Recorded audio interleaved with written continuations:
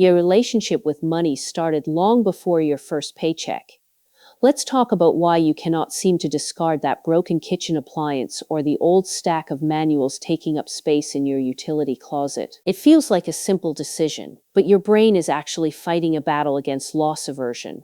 That object is not just stuff, it is a piece of your past identity that you feel compelled to protect. The endowment effect is the psychological mechanism at play here. When you own something, you tend to value it far more than someone else would, simply because it is yours. It creates an artificial inflation. You look at that object and you do not see a depreciated tool or a piece of junk. You see the person you were when you acquired it, or the person you intended to become by using it. This emotional tax is what clutters your space. By assigning value to possession instead of current utility, you effectively lock your capital in items that offer you no real return, only maintenance. Why is it so hard to throw away things you never use, even when you know they are worthless? The answer lies in how your brain protects your self-image through these physical anchors. The problem matters because it creates a subtle, persistent drain. Every box of forgotten items in your attic represents capital that could be doing something else, but it stays dormant because of bias. You can observe this behavior in how you justify keeping things. You tell yourself it might be useful later or that it has sentimental value even when you haven't touched it in years. This is not about being messy. It is about a psychological barrier that makes discarding an item feel like discarding a part of your own history, and that fear triggers your protection. The stakes go beyond simple storage.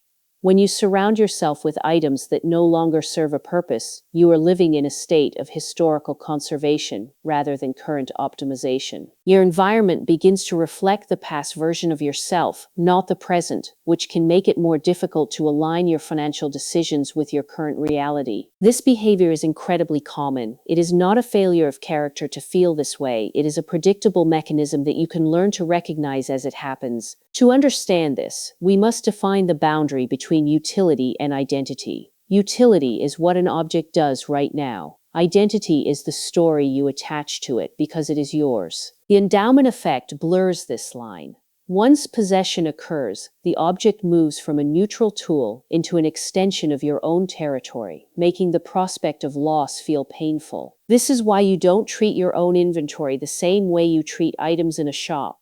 You don't have an emotional connection to the shelf, but you do to the contents of your own home. The mechanism is not merely about greed or hoarding. It is about the comfort of having items around that remind you of who you are, or who you want to believe you are. Consider the manuals for appliances you no longer own. The appliance is gone, but the manual represents a time when you were the kind of person who keeps things organized and prepared. Getting rid of that manual can feel like giving up on that version of yourself. This is how loss aversion begins to govern your domestic inventory. It is not the manual that holds value. It is the identity protection it provides. You are keeping it not for the information, but for the story of you that it validates. You can see how this leads to financial friction. When space in your home is taken up by the past, you lose the capacity to adapt to new needs without additional costs. Let us develop the mechanism of endowment further. When you possess an object, your brain tends to treat it as a reference point. Everything you compare it to feels like a deviation. If you are asked to sell the object, you ask for a price that reflects your emotional attachment. If you are asked to buy it, you evaluate it based on its actual utility. This discrepancy, the gap between your selling price and your buying price, is the endowment effect in action. It locks your inventory because you never find a buyer who matches your emotional valuation. You are effectively self-insuring against loss. You'd rather keep the broken machine in the corner than admit its value has dropped to near zero. Keeping it feels like maintaining value. You are reticentious pursuits, and no par. Immobiliatum, you avoid the pain of realizing a loss. The financial error is obscured by the comfort of not having to let go. This pattern is even stronger when the item was expensive to begin with. You feel you must get your money's worth, so you store it, effectively turning a sunken cost into a long-term storage burden. You aren't protecting the capital, you are protecting the idea that you made a good investment. Recognizing this allows you to see the storage space as a real cost, not a savings account. The mechanism is self-reinforcing.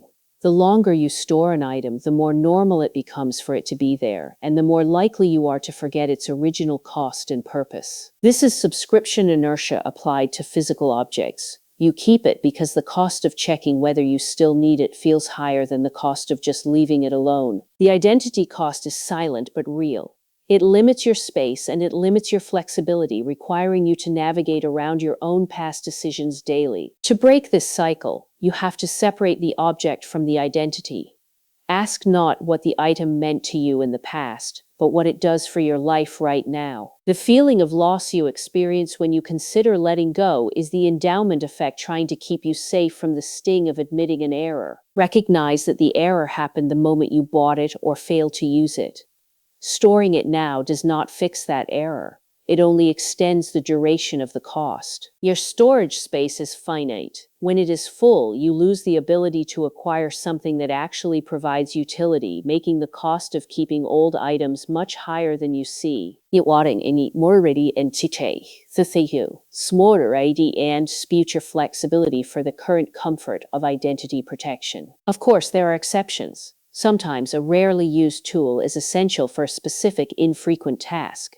This is legitimate standby utility, not identity clutter. The distinction is simple. Can you easily find the item? And does it perform a job that you still actually need? If the answer is yes, it is not a bias. The limitation arises when the cost of storing the item outweighs its rare utility. If the time spent searching for it or managing it exceeds the cost of replacing it, you have a problem. A validating case for this is the spare parts collection. We often keep remnants of broken devices just in case, but how often do those specific parts actually match a current need? Almost never. Yet, the emotional attachment remains. This illustrates how the endowment effect can override logical assessment of current inventory needs. The rational exception here is to acknowledge that some items are truly heirloom quality or genuinely irreplaceable. But this is a very narrow category in most households. Most things are not heirlooms. They are just objects you have owned for a long time.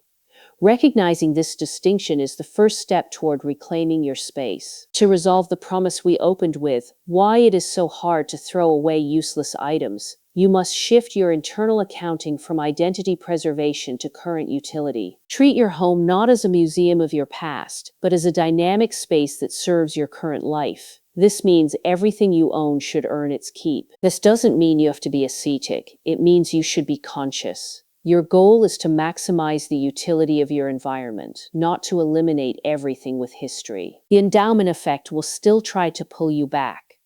When you decide to let go, you might feel a pang of loss.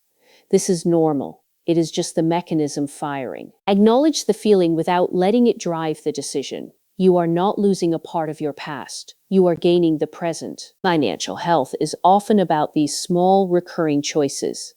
By decluttering, you are not just clearing a closet, you are clearing a cognitive load that impacts your daily focus. The capital you free up may be small, but the agency you regain is significant. You are no longer managing the inventory of your past. You are building the foundation of your present. This resolution is not about having less. It is about having more of what matters, and having the room for whatever you choose to acquire in the future. Your environment can be a tool, or it can be an anchor. It is entirely up to how you manage the emotional tax of possession. To apply this, start with your own inventory. Pick one category where you know you have items you have not used in years. Evaluate them by utility, not by the story they tell. If it doesn't serve a clear purpose, let it go. You are not losing anything of value. You are discarding an emotional tax that you have been paying for too long. This practice helps you build the muscle of decoupling. Once you start doing this in one area, it becomes easier to apply to other parts of your financial life. Remember, awareness doesn't mean the bias disappears. It just means you can see it acting on you, which gives you the leverage to choose a different path. Every item you declutter is a small vote for your present self over your past one. It is a commitment to keeping your environment aligned with your current needs. This is a quiet but powerful way to improve your financial environment. It forces you to define what is truly useful and to leave behind what is not. It will be selective about what you bring into your home in the future, Once you see the cost of the endowment effect, you become a better judge of new inventory. You are building a system that values your current goals and supports your financial reality, rather than one that simply preserves your past identity. The pattern is yours to recognize, and the space is yours to reclaim. Understand the pattern, change the behavior. See you next time.